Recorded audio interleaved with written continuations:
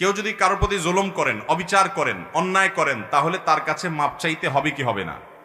নবী করিম সাল্লাল্লাহু আলাইহি সাল্লাম বলেছেন, সেদিন আসার আগে নিজেদের মধ্যকার বিবাদ, দেনা পাওনা, কারোর অধিকার নষ্ট করে থাকলে সেটা আদায় করে নাও, যেদিন কেউ কাউকে কোনো ব্যাপারে ছাড় দিবে এবং যেদিন পুঙ্খানুপুঙ্খ রূপে সবকিছুর বিচার হবে, তার আগে আগে কাউকে বেশি ধমক দিয়ে ফেলেছ, জুলুম করে ফেলেছ, অন্যায় করে ফেলেছ, কারোর হক মেরেছ, তাহলে এটা এখনো নিষ্পত্তি করে ফেলো।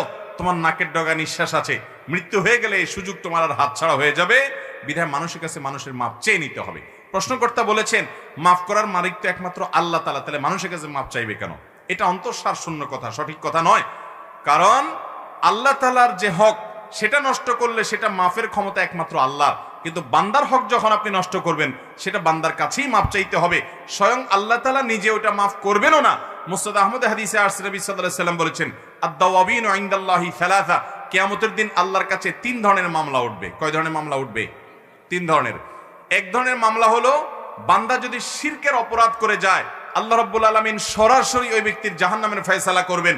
অনন্তকাল সে জাহান্নামে থাকবে, শিরক করে, বড় শিরক করে মুশরিক হয়ে দুনিয়া থেকে গেছে, তওবা ছাড়া মারা গেছে, তার মামলার কোনো শুনানিই নেই, সোজা জাহান্নাম অনন্তকালের জন্য। এটা এক ধরনের অপরাধ। দ্বিতীয় যে অপরাধের বিচার কিয়ামতে আল্লাহ করবেন, সেটা হলো আল্লাহর হক সংশ্লিষ্ট। কারোর নামাজের ত্রুটি আছে, কারোর রোজায় ত্রুটি ছিল, কারোর তেলাওয়াতে ত্রুটি ছিল, কেউ কোরআনের হক আদায়ে ত্রুটি করেছে। এই অপরাধগুলোর শাস্তি যেমন হতে পারে, আল্লাহ তাআলা চাইলে কাউকে ক্ষমাও করতে পারেন, যেহেতু এটা আল্লাহর হক নষ্ট করেছে সে। তৃতীয়ত যে অপরাধের বিচার আখিরাতে হবে, সেটি হলো মানুষের হক নষ্টের বিচার। আপনি কাউকে গালি দিয়েছেন, একজন রিকশাওয়ালার রিকশায় উঠেছেন, 2 কথা থেকে 3 কথা হয়ে গেছে, গায়ের জোর দেখিয়ে চলে আসছেন, ভাড়ার টাকাটাও দেন নাই, একটা চড় কষে দিয়ে এসেছেন। বেচারা দুর্বল, কিছু বলতে পারে নাই। কাজের লোকটাকে ভালো মন্দ শুনিয়ে দিয়েছেন, অন্যায়ভাবে, তার ভুল ছিল না, তাও করেছেন, সীমা লঙ্ঘন করেছেন, তার কাছে মাপ চান নাই এবং এটা নিষ্পত্তি করেন নাই।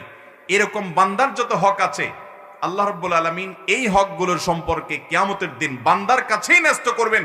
আল্লাহ নিজে সেটা মাফ করতে যাবেন, বলবেন যে এটা তার বিষয়। বিধায় কোনো মানুষের হক নষ্ট করলে তার কাছেই মাপ চাইতে হবে। এটা আল্লাহর কাছে মাপ চাইলেই মাপ হবে এমন নয়, বরং বান্দার কাছে মাপ চাইবেন, পাশাপাশি আল্লাহর কাছেও মাপ চাইবেন। কারণ বান্দার হক নষ্ট করাটা এটা আল্লাহর হক নষ্ট করারও শামিল। আল্লাহ নিষেধ করেছেন বান্দার হক নষ্ট করতে, বিধায় আল্লাহর কাছেও মাপ চাইবেন, আর ওই মানুষের কাছ থেকেও মাপ চেয়ে নিতে। হ্যাঁ, কিছু মানুষ আছে যারা বান্দার হক নষ্ট করেছেন, কিন্তু আল্লাহকে এত সন্তুষ্ট করতে পেরেছেন যে কিয়ামতের ময়দানে আল্লাহ তাআলা ওই পাওনাদারকে খুশি করে এই ব্যক্তিকে